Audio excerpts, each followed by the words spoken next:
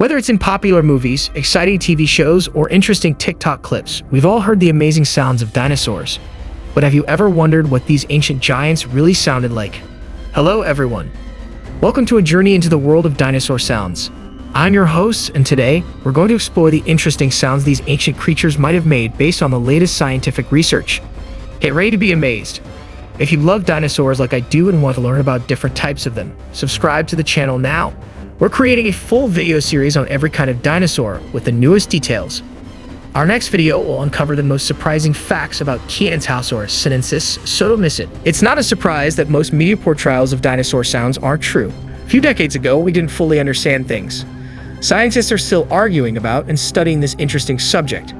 We do know, though, that the loud roars you hear in movies are probably not real. For example, think about the well-known Jurassic Park series. People love and are scared of the T-Rex roars in these movies.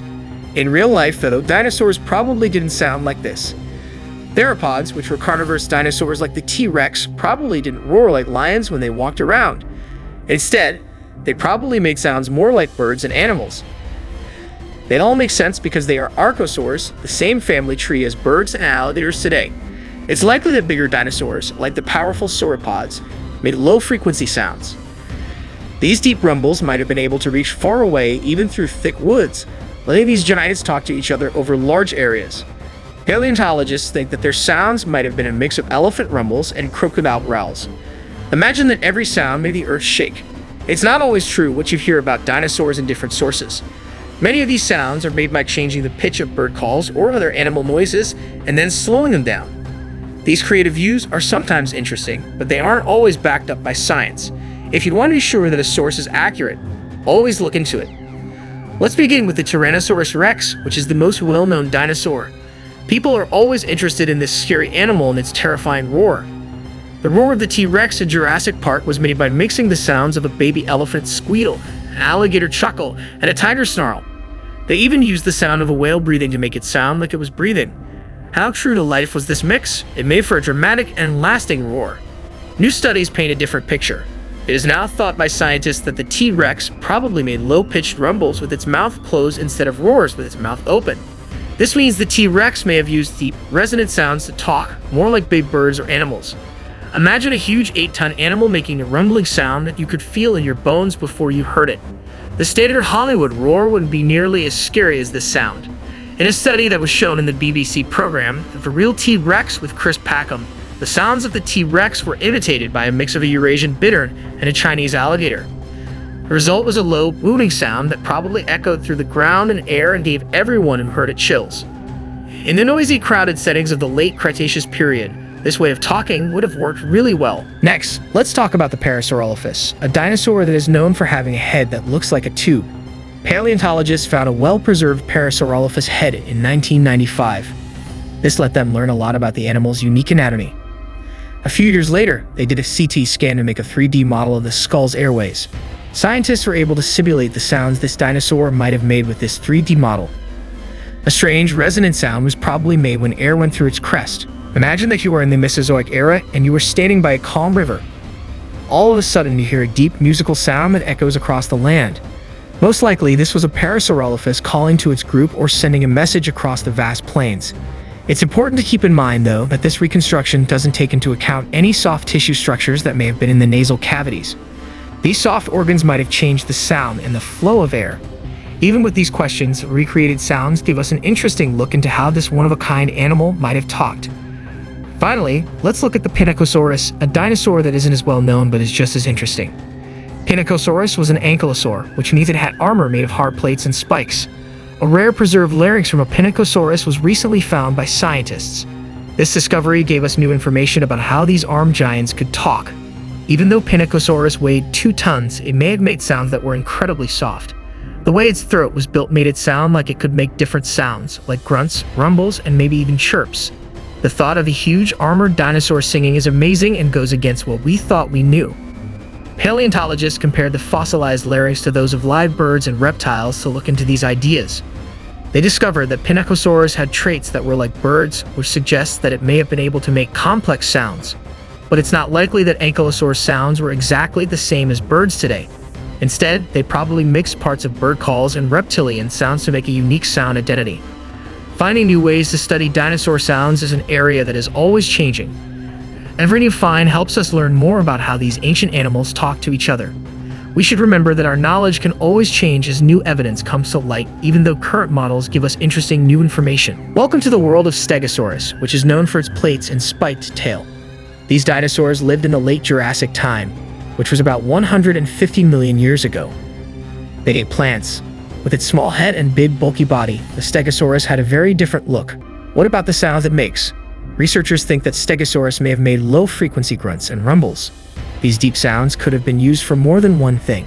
For example, they might have been used to warn other animals of the same species of danger or plan their moves. Imagine a group of Stegosaurus moving through a thick forest. Their rumbles would be heard through the trees, warning each other of possible dangers or showing them the way. Bones, which are plates on their backs, may have had something to do with their sounds. These plates are probably mostly there to show things and keep the temperature stable, but they could have also vibrated with the sounds they made, making their low-frequency calls louder. This would have helped them talk to each other better when they were far apart. The Camarasaurus is the next dinosaur.